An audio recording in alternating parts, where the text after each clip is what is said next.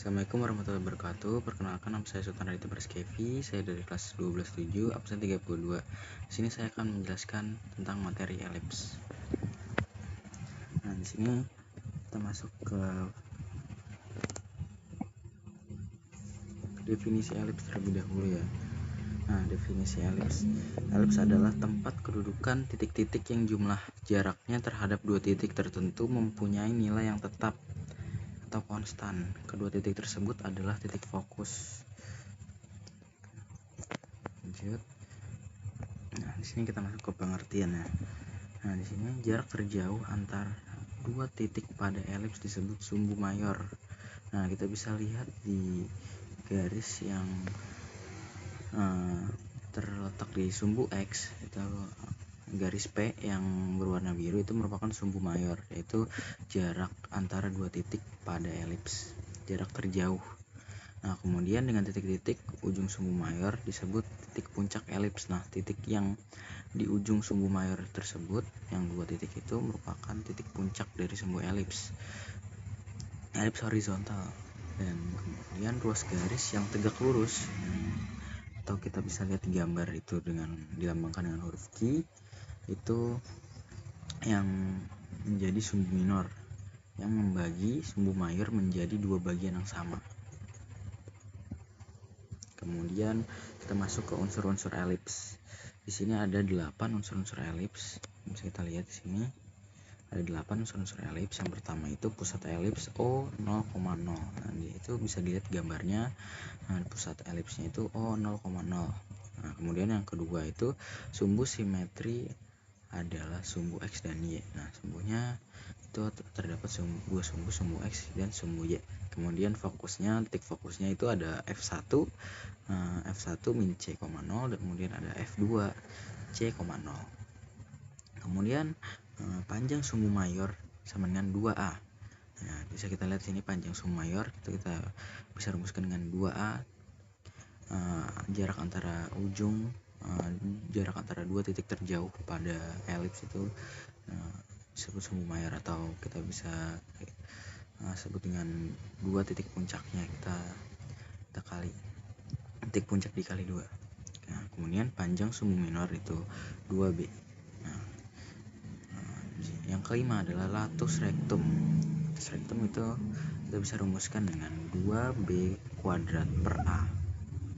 Nah, yang keenam itu titik fokus F1 tambah titik fokus F2 atau PF1 tambah PF2 sama dengan 2A. Dan yang ketujuh, perbandingan jarak dari suatu titik pada elips ke titik fokus dari suatu titik, misalkan dari titik P ke titik F, atau dari titik pusatnya ke titik fokusnya, itu dengan garis direktris. Garis direktris itu kita bisa sebut dengan garis arah. Jadi garis P kita tarik garis menuju garis X atau menuju sejajar dengan sumbu X, itu dinamakan dengan garis direktris atau garis arah. Nah, kemudian eksentrisitas, yaitu jarak antara garis arah dengan titik, maksudnya jarak antara titik P dengan F, kita sebut dengan eksentrisitas. Nah, yang menandakan semakin lonjong suatu elips, maka eksentrisitasnya semakin besar.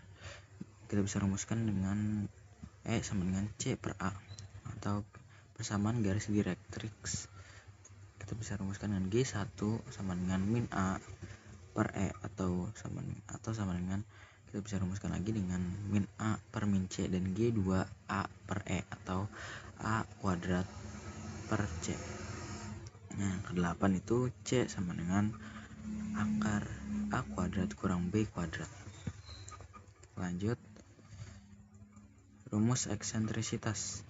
Nah, eksentrisitas merupakan derajat keelipsan yang mana nilai E adalah 0 kurang dari 1. Semakin lonjong suatu elips, maka yang tadi yang tadi saya sudah jelaskan pada slide sebelumnya, makin lonjong suatu elips maka nilai eksentrisitasnya akan semakin besar.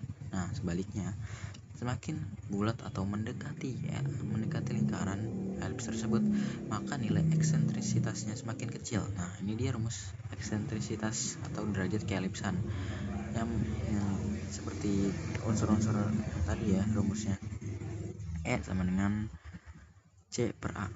Nah, kemudian di sini saya akan membahas rumus elips atau persamaan elips, di mana F1 dan F2 adalah titik fokus meskipun P dipindah-pindah atau berpindah-pindah tempat. Ruasnya juga berpindah-pindah. Selagi berada di elips yang sama atau selagi berada di dalam elips, kawasan elips tersebut, maka Pf1 tambah Pf2 nilainya selalu konstan atau tetap. Nah, kemudian elips horizontal dengan titik pusat 0,0 adalah rumusnya memiliki persamaan x kuadrat per a kuadrat tambah y kuadrat per b kuadrat sama dengan 1. Kemudian kita masuk ke rumus persamaan elips vertikal dengan titik pusat O 0,0. Nah, di sini kita lihat vertikal, B-nya itu di sumbu X dan A-nya itu di sumbu Y, dibalik ya. Jadi lebih sekarang yang vertikal itu lebih panjang daripada horizontalnya. Dan bisa kita lihat persamaannya itu X kuadrat per B kuadrat ditambah Y kuadrat per A kuadrat sama dengan 1. Nah, di sini kita dapatkan persamaan rumus dari elips vertikal dengan titik pusat A, B, yang dimana X min A kuadrat atau bisa kita ganti dengan X min P kuadrat per B kuadrat ditambah Y min Q kuadrat per A kuadrat sama dengan 1.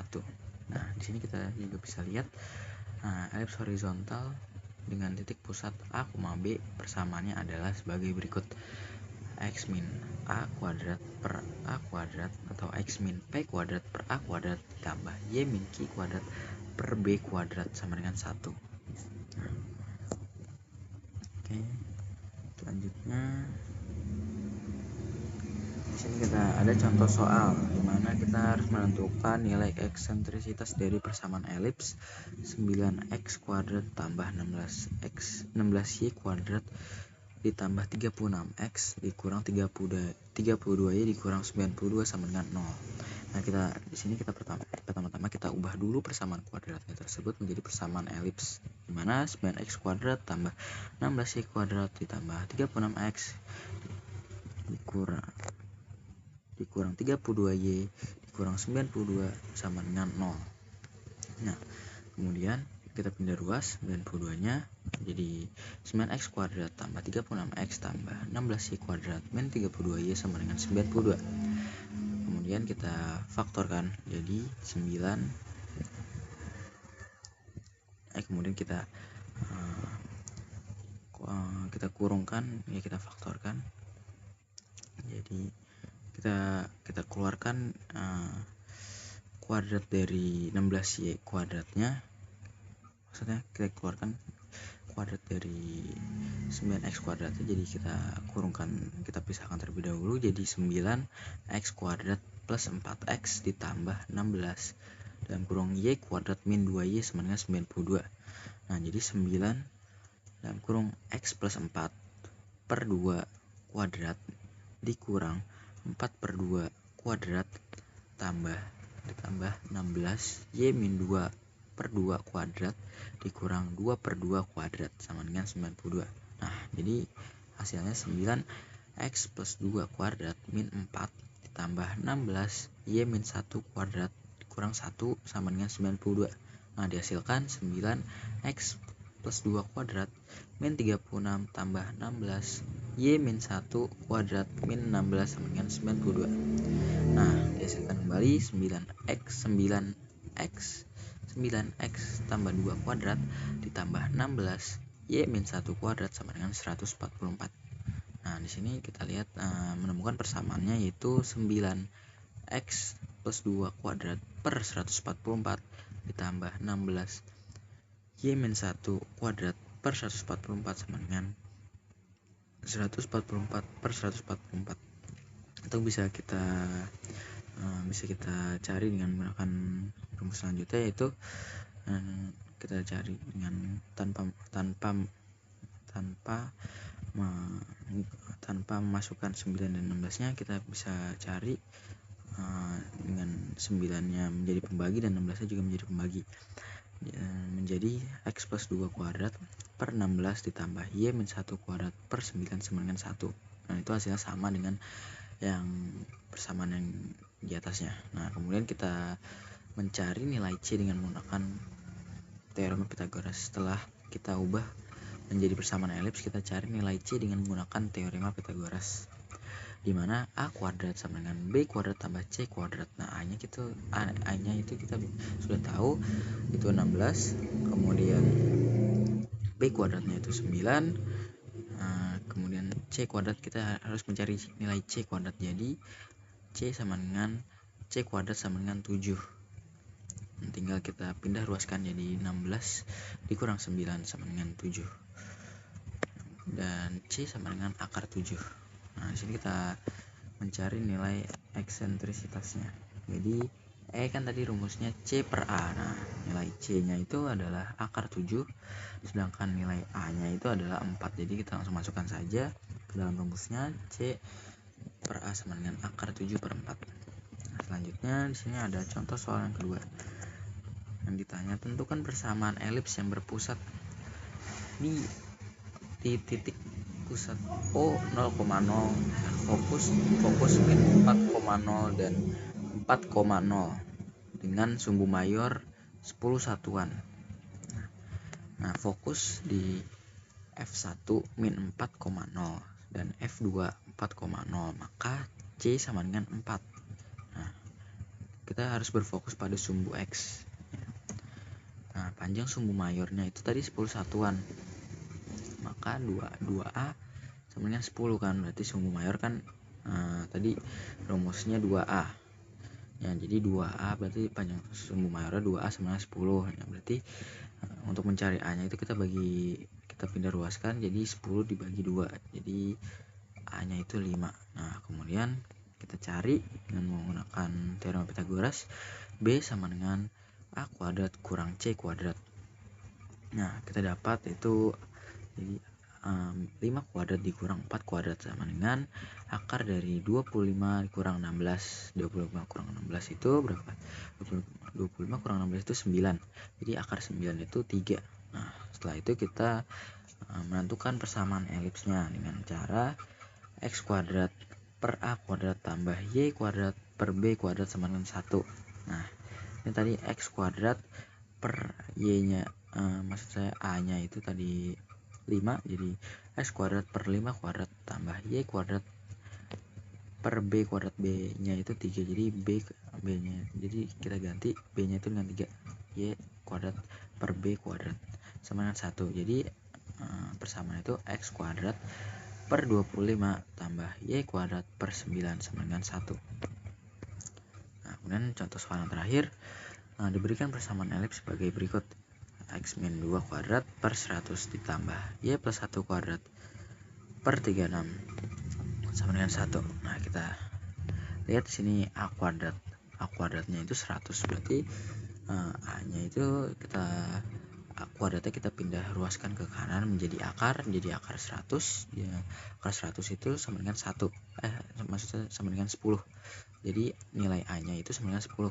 Kemudian B-nya itu 30, B kuadratnya 36. Kita akarkan menjadi 6. Nah, kita menentukan nilai C.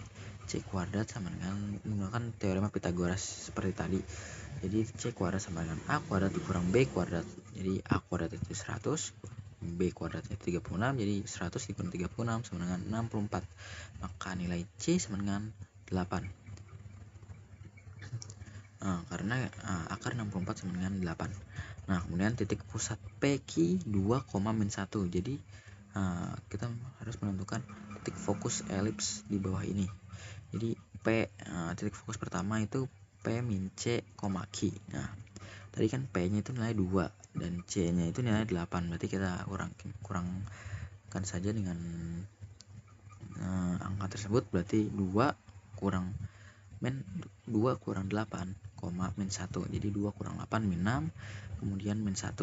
Nah, itu titik fokus yang pertama. Kemudian titik fokus yang kedua, P tambah C, Q, jadi P nya tadi 2 ditambah C nya itu 8, jadi 10, min 1. Nah, jadi titik fokus elipsnya itu ada min 6, min 1 dan 10, min 1. Sekian penjelasan materi tentang elips dari saya. Mohon maaf apabila ada kesalahan dalam pengucapan dan memberikan penjelasan. Wassalamualaikum warahmatullahi wabarakatuh.